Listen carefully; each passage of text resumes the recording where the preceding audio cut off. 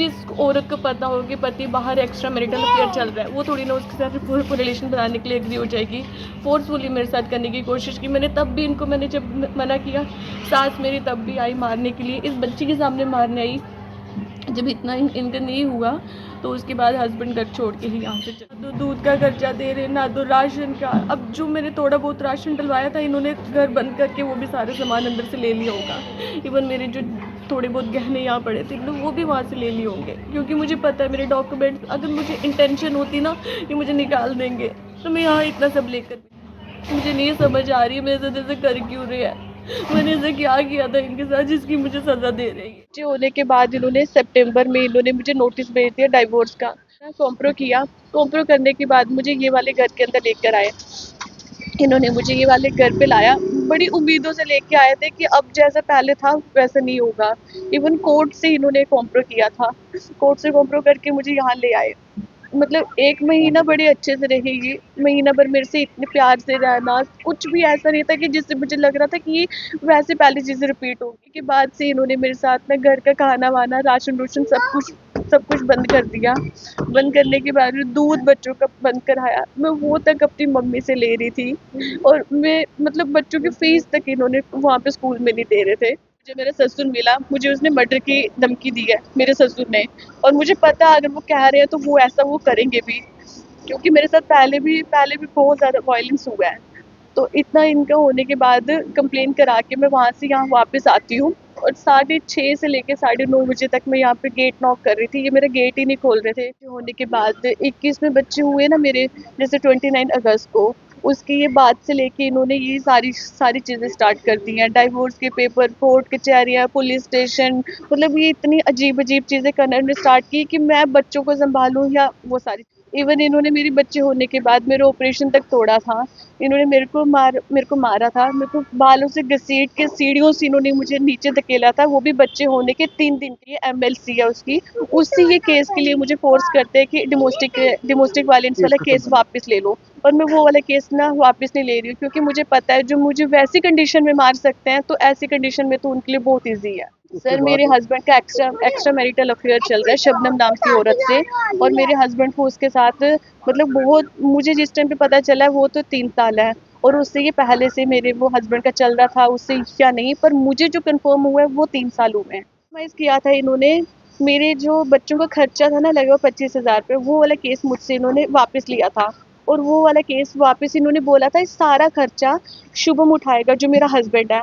और उन्होंने यहाँ लाने के बाद खर्चा नहीं उठाया, और सास-ससुर की विटनेस थी, अगर कहीं पर भी वीक होंगे मेरे हस्बैंड, तो हम लोग बच्चों के लिए करेंगे।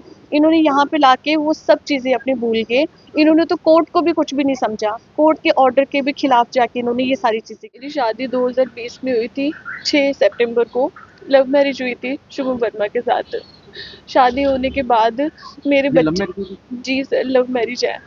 और फिर उसके उसके बाद मेरे बच्चे हुए 2021 में, 29 अगस्त को। बच्चे होने के बाद इन्होंने सितंबर में इन्होंने मुझे नोटिस भेज दिया डाइवोर्स का। केस वो चलता रहा, फिर मैं 3-4 महीने के लिए अपनी मम्मी के घर पे रही।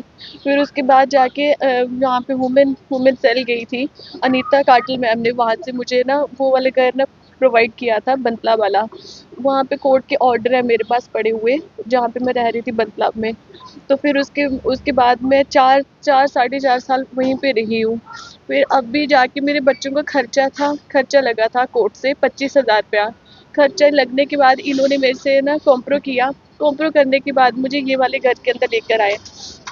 इन्होंने मुझे ये वाले घर पे लाया, बड़ी उम्मीदों से लेके आए थे कि अब जैसा पहले था वैसा नहीं होगा। इवन कोर्ट से इन्होंने कॉम्प्रो किया था, कोर्ट से कॉम्प्रो करके मुझे यहाँ ले आए। मतलब 1 महीना बड़े अच्छे से रही ये, महीना भर मेरे से इतने प्यार से रहना, कुछ भी ऐसा नहीं था कि जिससे मुझे लग रहा था कि ये वैसे पहले चीज़ें रिपीट होंगी। पर महीने के बाद से इन्होंने मेरे साथ ना घर का खाना-वाना, राशन-रूशन सब कुछ बंद कर दिया। बंद करने के बाद में दूध बच्चों का बंद कराया। मैं वो तक अपनी मम्मी से ले रही थी, और मैं मतलब बच्चों की फ़ीस तक इन्होंने वहाँ पे स्कूल में नहीं दे रहे थे। फिर उसके बाद मेरे को लगा कि अब वैसा-वैसा कुछ नहीं होगा। कल अचानक मुझे कॉल आई बंतलाब से, कह रहे कि आपने अपना घर बेच दिया है। तो मैंने उनको बोला नहीं, तो वो कहते कि आपका सामान वहाँ से ना लेके जा रहे हैं। तो मैं सडनली यहाँ से जब मैं वहाँ पे गई हूँ अपना मतलब वहाँ पे बतला वाले घर पे, वहाँ पे जाने के बाद मैं देखती हूँ मेरे घर के अंदर कोई भी वहाँ पे सामान नहीं है।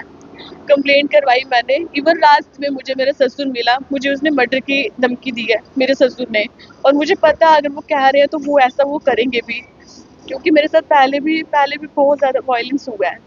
तो इतना इनका होने के बाद कंप्लेन करा के मैं वहाँ से यहाँ वापस आती हूँ, और 6:30 से लेके 9:30 बजे तक मैं यहाँ पे गेट नॉक कर रही थी, ये मेरा गेट ही नहीं खोल रहे थे। इवन इन्होंने कॉम्प्रो के बाद मुझे यही वाले घर पे लाया था। इस घर में रहते हुए मुझे अभी 4 महीने हुए होंगे। 4 महीने में इन्होंने वही सब चीज़ें वही पहले वाली ही सेम इन्होंने कर दी। अब जितना सामान मेरा है अंदर पड़ा हुआ, मैं चाहती हूँ मेरा ये सारा का सारा सामान दे दें, और जो इन्होंने मेरे बंतला वाले घर की लाइटें वाइटें कटवाई हैं, जो वहाँ से सामान उठाया है, मुझे वो सब मुझे वापस चाहिए, और वहाँ से लाइट ऑन कर दें। इवन मैं खुद भी यहाँ पे इस मैं ना घर में रहना नहीं चाहती, क्योंकि अगर कल मेरे बच्चों को कुछ हो जाए तो मैं तो कुछ भी कर ही नहीं सकती ना। मेरा बस यही है कि जो सामान इन्होंने मेरा चोरी किया हुआ है, उठाया है, जो भी सब है, मुझे सब मेरे को वापस चाहिए, और जो घर की लाइट इन्होंने कटवाई है वो भी। शादी अगर रजामंदी लव मैरिज हुई, रजामंदी हुई थी? ये मैं हाँ जी, जी बारात सर। निकल गई? हाँ जी। बारात निकली थी? नहीं, हस्बैंड से हुई थी, कोर्ट मैरिज हुई थी, आर्य आर्य समाज में हुई थी। शादी के बाद डायरेक्ट मेरी सास मुझे यहाँ लेकर आई है, मुझे लेने के लिए मायके से भी मेरी सास ही आई थी। तो आपने अपने घर वालों से बात नहीं की?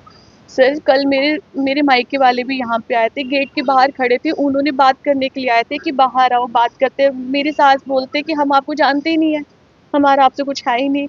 मतलब इन्होंने उनकी एक भी बात नहीं सुनी उनकी। मेरे को समझ ही नहीं आती ये ऐसी शादी के वाली। कितने दिनों के बाद आपका ये झगड़ा चल गया?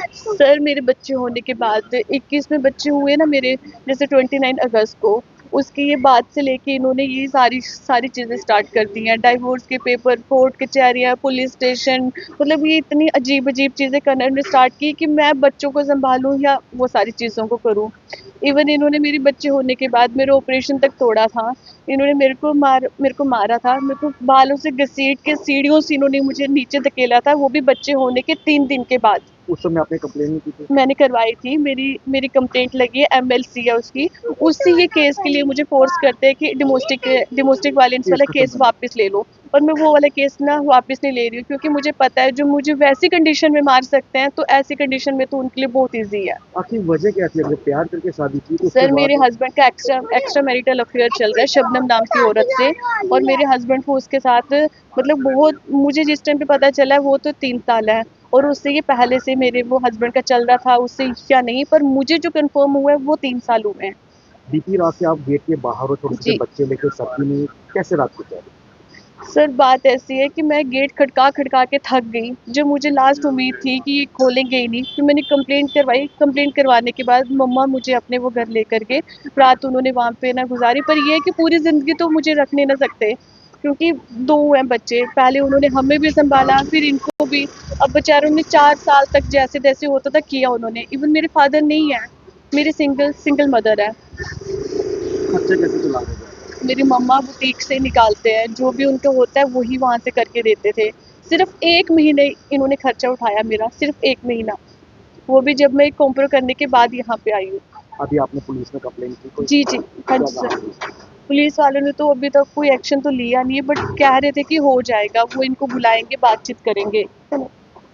आज रात कैसे निकाली? आज फिर बाहर गए? सर अब देखो, आप देखो, इन्होंने गेट के अंदर सारा का सारा सामान मेरा सारा गेट के अंदर यहाँ पे बांध के फेंका हुआ है। अब आप देखो ना, अगर वहाँ से उठा के लेके आए, अगर कॉम्प्रो किया, अगर सामान बांध के ऐसे मुझे सड़क के बाहर अगर फेंकना था, तो कॉम्प्रोमाइज़ करना ही नहीं था। कॉम्प्रोमाइज में क्या कारण थे? क्यों किया इसको? कॉम्प्रोमाइज़ किया था इन्होंने, मेरे जो बच्चों का खर्चा था ना लगभग 25,000 रुपए, वो वाला केस मुझसे इन्होंने वापस लिया था। और वो वाला केस वापस इन्होंने बोला था इस सारा खर्चा शुभम उठाएगा, जो मेरा हस्बैंड है। और उन्होंने यहाँ लाने के बाद खर्चा नहीं नहीं उठाया।